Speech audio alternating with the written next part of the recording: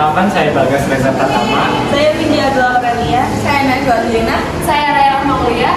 Kami dari kelompok 5. Kadang kita lupa, hal kecil seperti membuang sampah pada tempatnya ternyata punya pengaruh besar buat kehidupan. Kita sering mikir, cuman bungkus permen doang, atau nanti juga dibersihin petugas. Tapi dari hal-hal kecil kayak gitu, tumpukan sampah mulai muncul. Air jadi kotor, udara mulai bau, dan akhirnya penyakit pun datang tanpa diundang. Bayangin aja, nyamuk bisa berkembang biak cuman karena ada genangan air bekas botol yang dibuang sembarangan. Dari situ muncul DBD, malaria, dan penyakit lain yang bisa menyerang siapa aja. Masih banyak mahasiswa yang belum sadar, maka dari itu ikuti kami buat tanya-tanya ke mahasiswa. Boleh. Penyakit apa sih yang bisa dibawa oleh sampah lingkungan dari sini? Mungkin paling yang saya tahu, karena kan saya bukan orang kesehatan juga, jadi kalau misalkan sampah berserakan tuh pasti ada hama-hama yang datang gitu ya, contohnya misalkan nyamuk gitu. Itu kan berpotensi untuk mengundang penyakit DBD misalkan, atau enggak kontaminasi air, misalkan ada selang-selang gitu genangan, atau itu kan bisa berpotensi juga buat kita mungkin ada penyakit kulit segala macam gitu.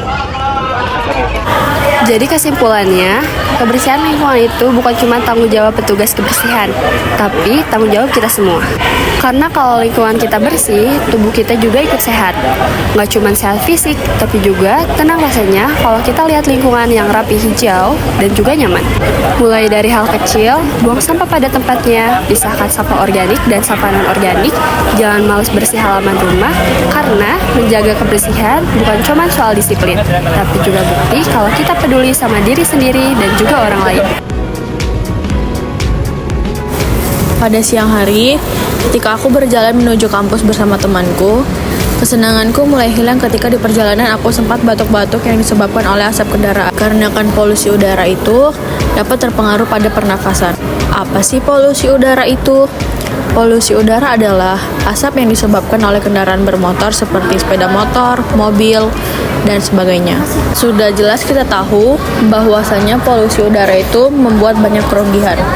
Dapat menyebabkan sesak napas dan menyebabkan infeksi pernafasan.